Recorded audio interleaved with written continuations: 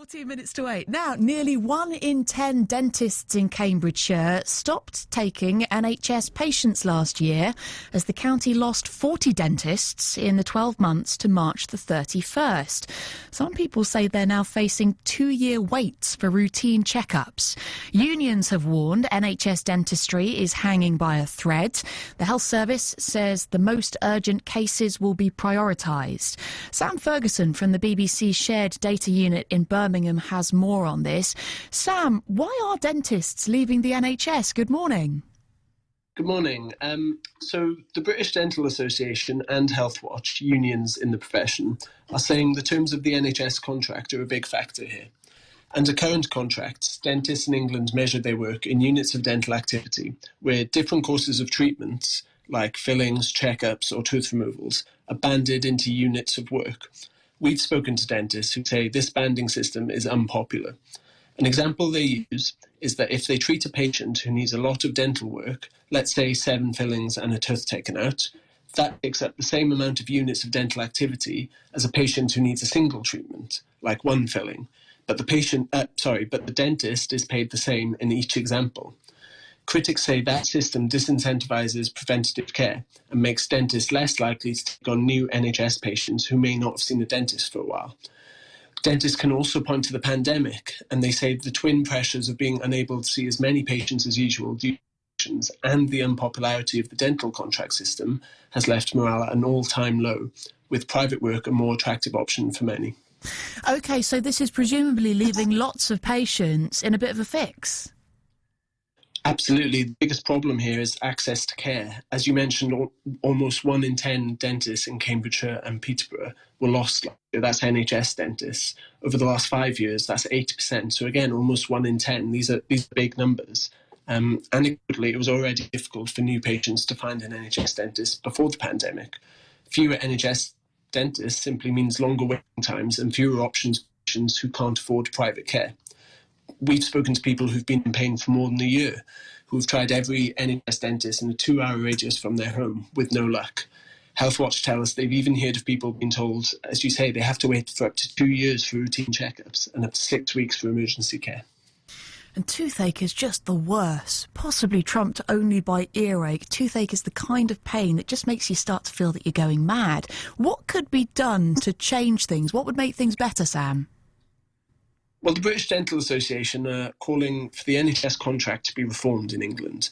Now, this has already happened in Wales, for example. There, the Welsh Government decided to scrap the units of dental activity system last year, and they moved to a system which they say prioritises preventative care. It's since been predicted the number of dentists working for the NHS will grow in Wales over the coming years, with dentists potentially seeing NHS work there as an attractive option. So the British Dental Association want Westminster to follow Wales' example.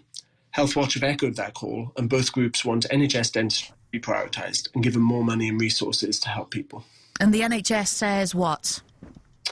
Well, the NHS in England says it has already taken unprecedented action to support dentists during the pandemic and has provided additional funding for practices unable to deliver usual levels of activity. They also appointed 600 urgent dental centres set up across the country. In Wales, as I say, the government has already reformed the dental contract and has said it will continue to support dentists with £5 million given to health boards there to increase dental provision over the next 2 years. OK, Sam Ferguson there from the BBC Shared Data Unit in Birmingham. If you search for NHS dentists in Peterborough, it'll bring you up 50 practices within 18 miles, but only one of them is actually accepting patients at the moment, according to the NHS website, and you've got to be under 18 or eligible for free dental care. All the others on this site say that they aren't accepting new patients or they haven't recently given an update. We've even heard that some people are taking matters into their own hands. There is DIY dentistry going on.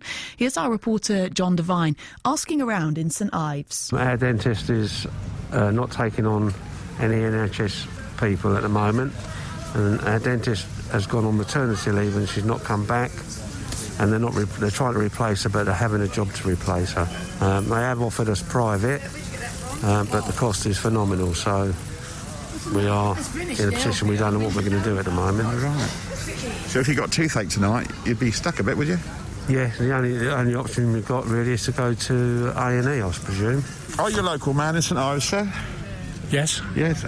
Any problems getting dental appointments these days? Yes, it's very difficult. I've tried several times and not been able to get an appointment. Wow.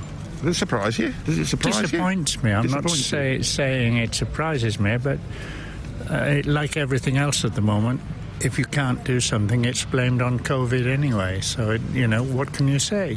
They may well be busy, but I didn't realise that COVID affected your teeth to that extent. We have been told that if we approach them, we probably could get a dental appointment, but we haven't done so because we haven't needed it. So that's what we've been told. And then what about DIY dentistry? Well, our next door neighbour has just done some. He made false teeth, effectively, didn't he? Made his own teeth. So he's made his own teeth. Just a question I was going to ask, madam. Yeah, Are you intrigued by this conversation? I am really Where's intrigued. this going? Yeah. He made his own false teeth. Yes. How did he do it? Do you know? I don't know the answer, to be honest. I mean, when he told us, we were a bit sort of taken back, as you probably are. Yeah, but he's made a very, very nice job of them. When I was tiny, any loose teeth, my mum used to put a bit of string around it, tie it to the handle of the door and then shut the door and pull the tooth out. Yes. And you had that done to you? Yes. What was it More like? than once. I can't remember. Yeah, they were loose. I do not like it. I do not like the sound of that method of removing teeth. I do not like this. Making your own false teeth. Out of what? Midget gems? What's going on? You could have one in every colour. So strange. John Devine there asking around in St Ives and meeting some fascinating people. Simon Brignell is from St Ives and set up a Facebook group a wee while back called Toothless in Huntingdon. It's already gained 200 supporters. Hi, Simon. Hello. Good morning. So what's your issue with dentistry? Can you just not get to one? That's basically it. If you're not already registered with an NHS dentist, it's basically impossible to get registered with one and hence get an appointment for a checkup. How are your teeth? Mine, I've got a root canal that's crumbling a little bit, so it's becoming a little bit imperative to see a dentist, but luckily I'm not in any pain, so it's not urgent. I know many people are in pain, and that's kind of the reason why we set up the group in the first place. Yeah, still a crumbling root canal. That sounds like a ticking time bomb. It is, yes, it is. Oh dear. What kind of stories do you hear about through the group? So through the group we've heard it's generally I can't get any people saying that they can't get appointments for their children. There's been a surprising amount of women that when pregnant haven't been able to get a checkup. As you might know, it's pretty urgent to get checked up by the dentist when you're pregnant. We've had people saying that they've had to travel sort of 40, 50 miles outside of Huntingdon to try and find a dentist.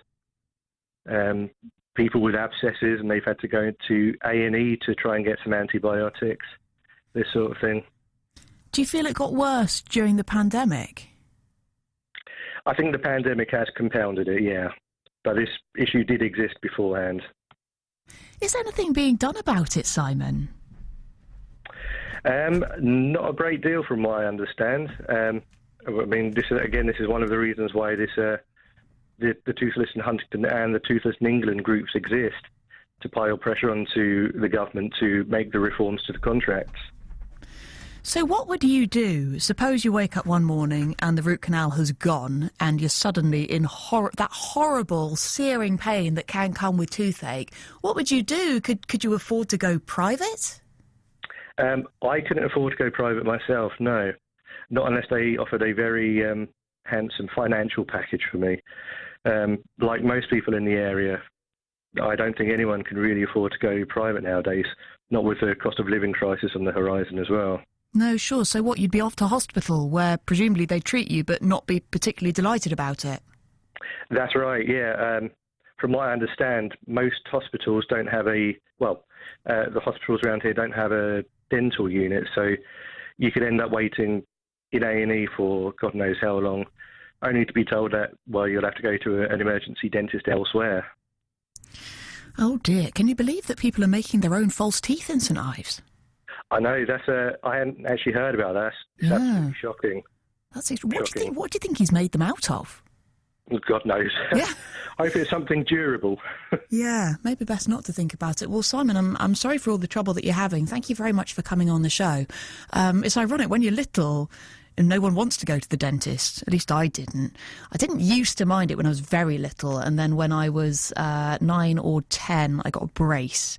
And from then on, going to the dentist meant having my brace tightened, and I had to go all the time as well, like monthly appointments. And I just found it so boring and annoying and grim and painful, and I have not liked going to the dentist ever since. But Simon there, and lots of people who want to get to the dentist now, they can't get an appointment. It's ridiculous. It's the wrong way round. Let me know how you found this. Have you had trouble getting your teeth seen to? 08000 85 95 96. Simon Brignell there from St Ives. He set up the Toothless in Huntingdon Facebook group, which you'll be able to find online.